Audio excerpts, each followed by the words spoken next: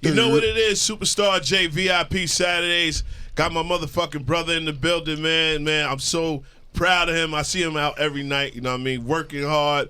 But you got a new project with some legendary, production over here. But I want people to understand, like on a Saturday, I got probably Dave ain't been up here in a while. I'm gonna tell you, Dave been a minute. That's my fault. I apologize for that. That's my fault. Man, rest in peace, K Slade. Let me tell you something, man. When Dave was on his grind, Dave was here every week. I'm like, yo, Dave, what show you doing? He like, man, I'm doing every show. I can't get Dave up here, but he up here. We here. We here. 15 million people, but the extra, because all the ladies love Dave, so the extra like 2 million that, we behind him in the group and everything, but the extra 2 million ladies, introduce yourself to the people. So I'm Mike, one half of Mike and Keys production group from Los Angeles. And I'm the other half. I'm Keys. Keys, Mike and Keys, LA, baby. What's up? And who's that guy over there, man? East, man. Dave East. I'm here, man. Jay, what up, baby? What's good, man? Dave, man, I'm so proud of you. You elevated yourself to a megastar. And one thing, when I was got the the information about the project, and I seen you was dealing with Mike and Keys, I'm like, y'all production, man. I listen to y'all every day, man. You know what I mean? In the gym, I get crazy, you know what I mean, with the production, and I'm like, man, so Dave's a smart dude, so how did this all come about? Honestly, I met them with Nip. God bless Nip's soul, man, you know what I'm saying? But that's how the initial connection came through, and then the joints I did with Nip, they produced them. And then when I did Handsome, they did that. So from then on, it was like a match made in heaven type shit. So what made you say, yo, Mike Key, we need to get in a full project? This the second joint we did. We did second joint? Yeah, we did a joint called How Did I Get Here? Okay. A couple years ago we did that, and then we just locked in. It's like I feel like we never stopped working since Handsome. You know what I'm saying? But this was the first time we really put a real project together and said, all right, let's, put a real album together. How's the connection? Because Dave is versatile. You never see like an East Coast rapper go to L.A. and do a whole project. Right. You know what I mean? Like, I think that's probably like the first time I've heard of like East Coast rapper doing a whole project with L.A. production. How was it like, yo, like, was it one time you was like, you just tried to do an East Coast beat? He was like, nah, man, just do y'all just. Nah, he just let us do us. We inspired by everything. Like South, East, it don't matter. Hip hop is hip hop. Yes. And Dave East, you already know his talent level is ridiculous. So he just sound dope over the beats. His cadence, everything is just fire. Yes. What is one of the favorite records? I want to get right into the project, and why Apartment 60? You know what I mean? Why that title, Dave? That's when my life changed, in that apartment. That's when Nas signed me out that apartment. That's where crazy a lot of shit happened in that apartment. You know what I mean? Just for me in life in general, and with the rap, but just in life in general, I feel like that was like a breaking point for me as far as my life changing in that apartment. So I had to name it that. Now 6E, like, is it? Have you ever went back there, like, just to reflect? Like, not in a minute. I think another family moved in there by now. But you ever knock on the door? You got to do like a documentary, like, hey, yo, just pull up. Yeah, with Mac. But it's crazy. I did an interview there. I brought Netflix over there when Kyrie was a baby. Oh, wow. You know what I mean? So that was ill to go back over there and just, you know what I'm saying, see the vibe and where I was at every day, every night. But I came a long way from that shit. Long way. Now I have to say, Dave, congratulations. You had me scream on a couple of executives. I'm like, this guy's dropping projects and he's never coming up here. And they like, Dave's not even part of the label anymore. And I'm like, oh shit. You never told me that. Every time I see Dave is the coolest motherfucker. You know what I mean? He'll come in the club with workout stuff on and have rose. Set up, yo, shout to my guy Lenny Cook, right? Dave came in here, had his workout stuff on, had like 4 rosés and weed. It was just chill. You gotta balance it, man. Go to the gym, go party. You know what I'm saying? I was like, how do you do that? Mix it up. Now, what made you make the decision to go independent now, you know, and not, especially from, you know, I feel like East Coast rappers, not to just like always say he's the East Coast rapper, I feel like our side really never promotes like that independent wise. Mm-hmm. You can go to, like, you know what I mean, people in Dallas and they be like, I don't even have to come to New York. I just promote here and I could just sell in Dallas and go platinum. Facts. Mm-hmm. Why would you just do that? Maybe because of the reach? Not even that. Just I've been signed since I came in. Mm-hmm. So that's what, 10 years. I got signed 2014, 15. Wow. Massive Damn, it doesn't even seem that long. So I came in with Massive Pill, then like 2018 I got with Def Jam. So I just feel like I did my thing as far as the major label, the machine, quote unquote. You know what I mean? Like, I got my fan base, I got my own following, my own, you know what I'm saying? Like, so I just felt like it was time to do that. I always relate back to what Nip was talking about, you know what I'm saying? That fuck the middleman. Like, you know what I mean? I really believe in that. Even if the middleman can help, you know what I'm saying? I feel like they helped all they can help. Yeah. Up to this point. So now it's time for me to really do it how I want to do it. Be as creative as I want to be in a time frame of showing how creative I am, not having to wait forever to do. You know what I mean? Yeah. It's a lot that come with that, but I super salute them for giving me that platform. Now, you know what I mean? now, actually, you know, the success of all you know, this is your second independent drop, right? Now, it's or like third. First official. This is your so this is your official independent. Everything else was just throwing it out. Was under the umbrella. Some joints I was able to kind of sneak out. Oh, word! But it was, you know what I'm saying? I don't want to make it too. I don't want to make it hot. Yeah, let's not make it hot. I don't want to make it hot. A few joints I was able to, you know what I'm saying? Wasn't nobody really paying attention to it, so I was able to do it. But this is my first official. In my mind, knowing, like, you know what I'm saying? It's my first official job. Yeah, because you ain't been in a rollout in a minute, man. Now, Mike and Keys, let me ask you, you know, salute to you, Grammy nominated. You know, the album with Nip was incredible. Do you get people calling you all the time, like, yo, I need that Nipsey sound, man? You like, I need that right there, man. You like, how does that, what do you react when people ask you for like Nipsey sound? You like, we just got our own sound.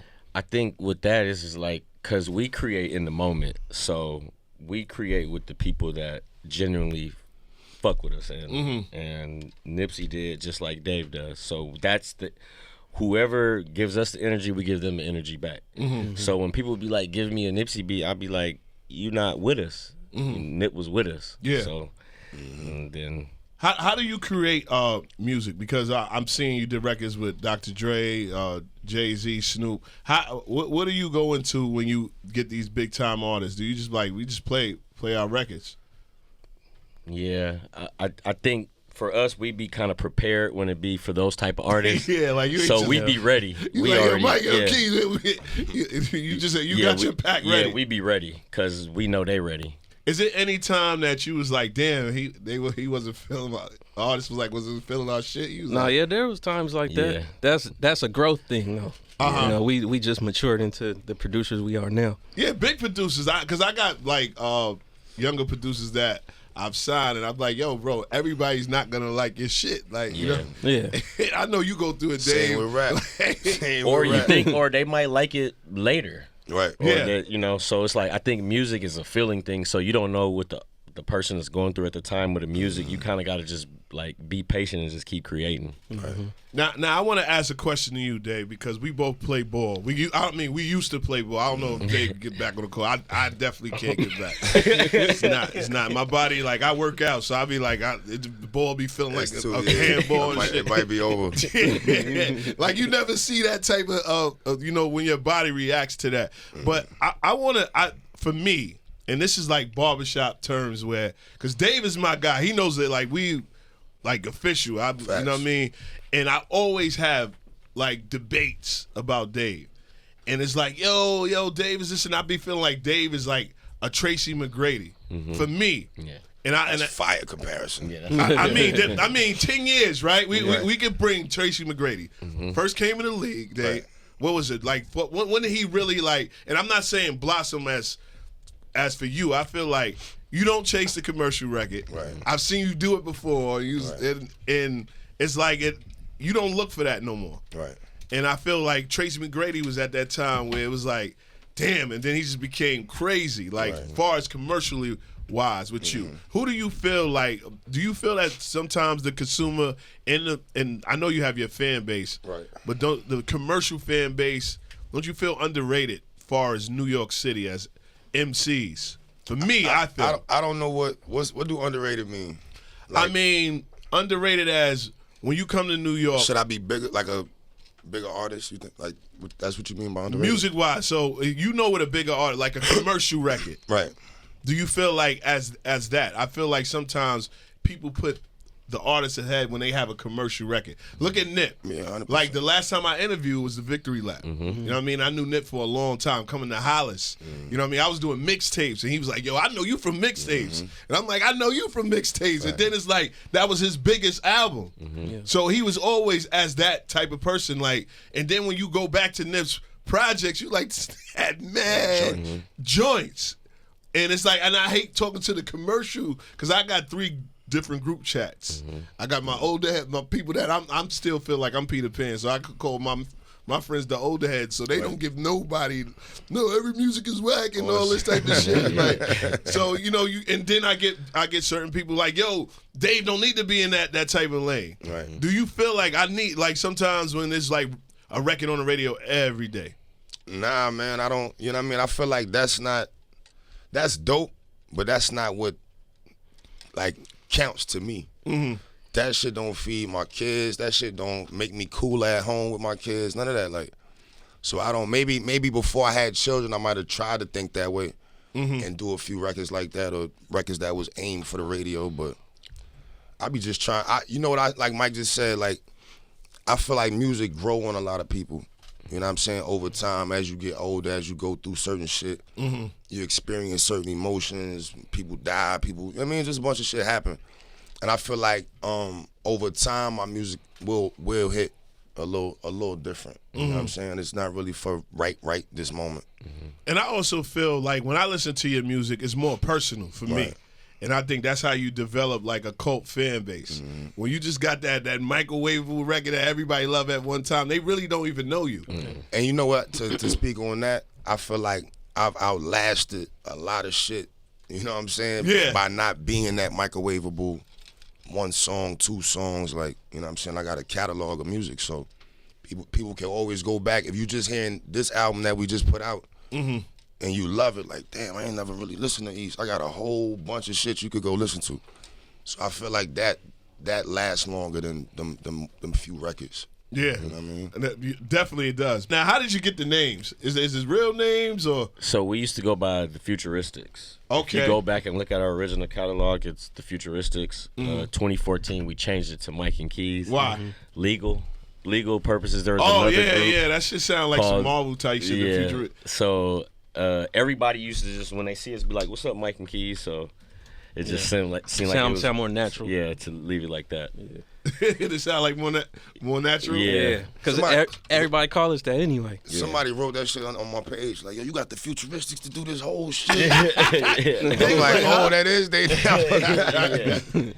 Now, Dave, I also want to salute you that you're not afraid to collaborate with artists. You know what I mean? That's the first time with that. It's not the first time because you did a project with them with production. Right. Why are you so open to, like, you know, you get in the realms like, I can go to certain people and their favorite projects is you and Styles P. The Ghost. You know what I mean? And Beloved. the spar with him. Yeah. You know what I mean? That you know, and a lot of people's like, yo, Dave held his own in all those projects. Right. But why? And then also after you could do something with the Ghost, you'll just go and do something with an indie artist that's coming up. Right. Why is that? I don't. I like music, bro. I'm not really into the names. Styles my favorite rapper. I've been saying that forever. So that was really like something that was like on my bucket list to really lock in with him. And that was I thought we was going to end up just doing a few songs. That shit turned into an album. Yeah. we got a part 2. Or like, you know what I mean? It's that became a beautiful thing. But I like music, bro, and I feel like if you dope, you dope. You know what I mean? Like, I don't really care about the name, because names come and go. You know what I mean? But if you dope, you dope. And I really can't take nothing from that. So That's why you'll see me do the tapes with a SP and then a tape with my bro. Like, yeah. You know what I'm saying? Like, it don't.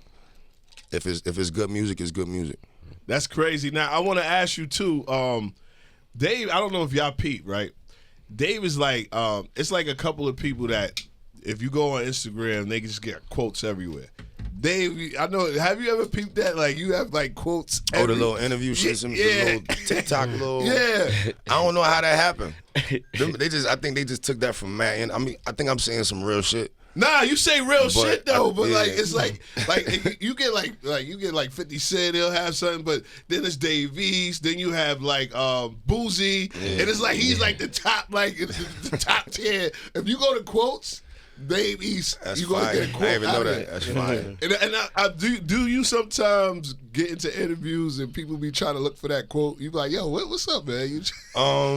Yeah, I could kind of tell just off questions they ask, like, what you trying to get, like, you know what I mean? But I think it just my natural responses be getting do that with the shit. I'm not, none of that shit is staged or nothing. Like, that's just me responding. I'm gonna tell you one of my favorite quotes that brung chills, and I don't know, y'all gotta look this one up.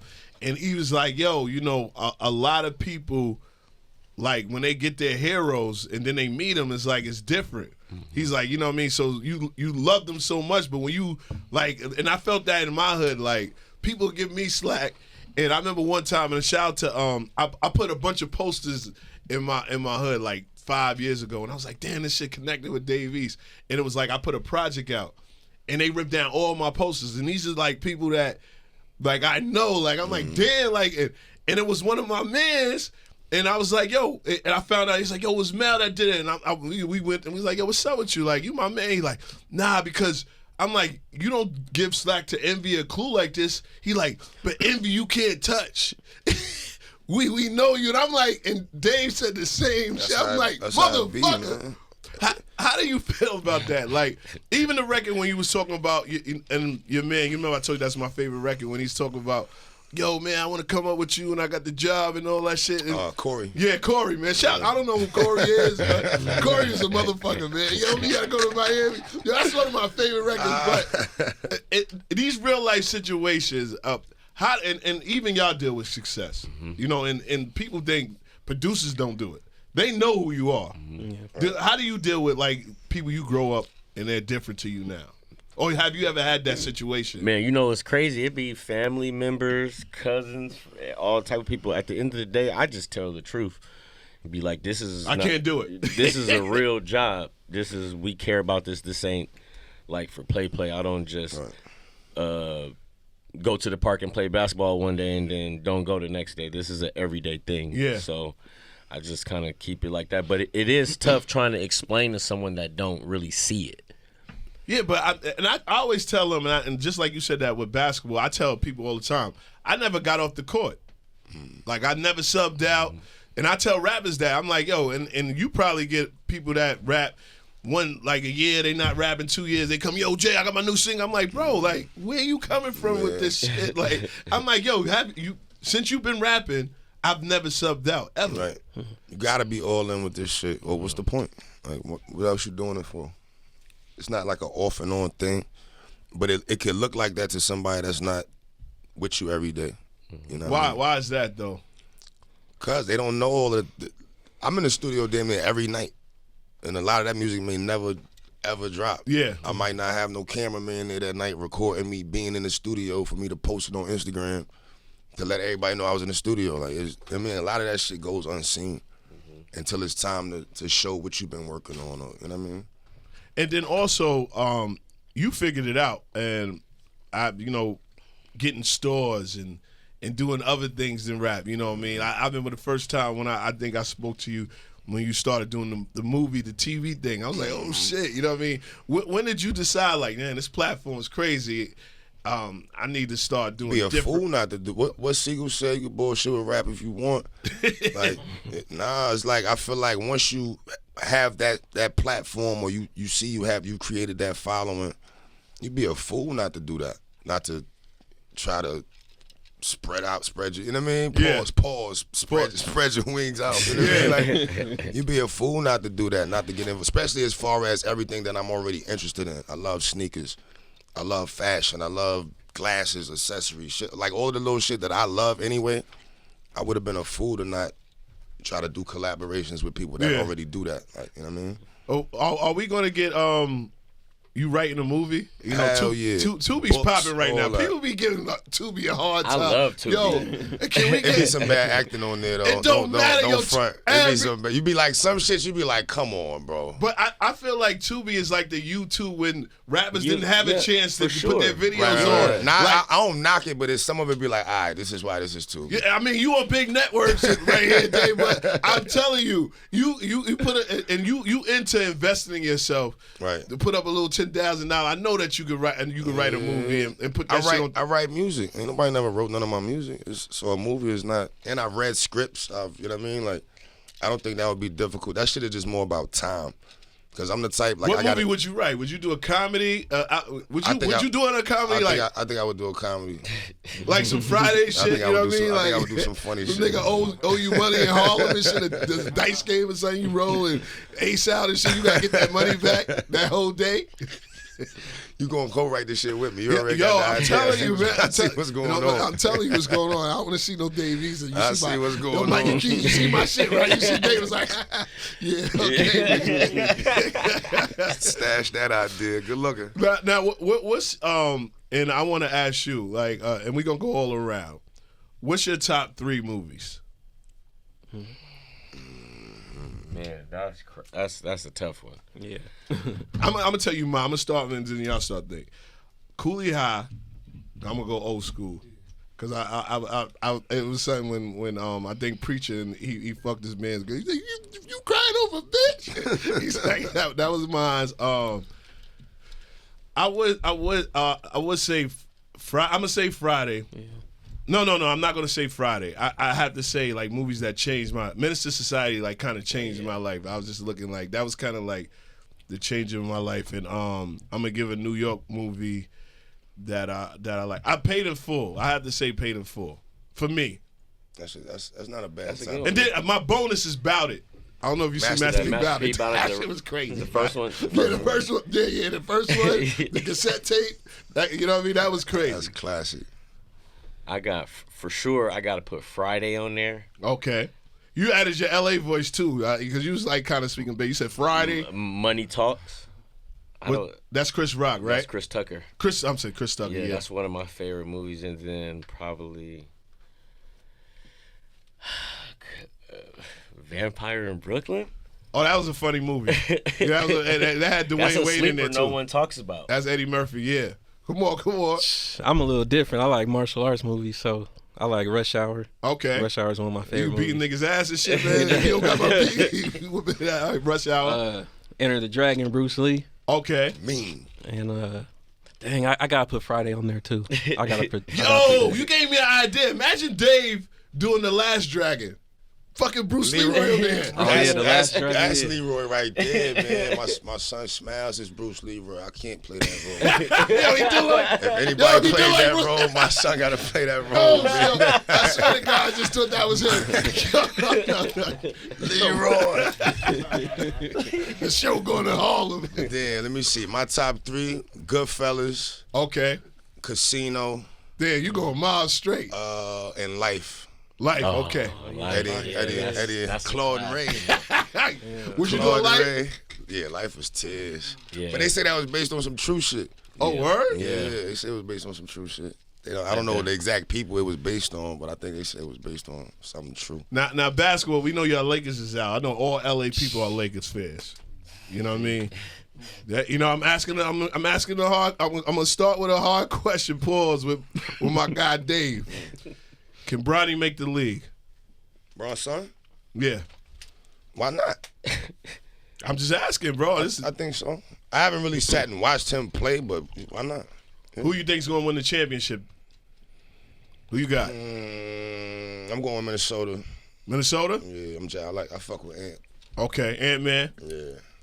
Who do I think gonna win? Yeah. I'm going with Dallas. I'm going with that. I'm going with Kyrie. I'm going with that. Kyrie, my dog too. Like I love him too. I think that little, how Boston did him dirty. I think that he's ready to go and get crazy. I don't want him to go to that what he did before. You know, he went crazy on the emblem, and I think that like kind of. I'm an underdog type. You know what I mean? Like I feel like Dallas is favored to win this. Like so, I'm always. So y'all not even thinking about. I gotta ask you too. Who you think's gonna win? Man, it's a toss up. Keep it real. It could be the Celtics or Dallas. It's just, but because they didn't even say the Celtics nothing. Because New York got out of it, I'm tight. So I don't even want to mention the whole. I don't even want to mention this shit over here.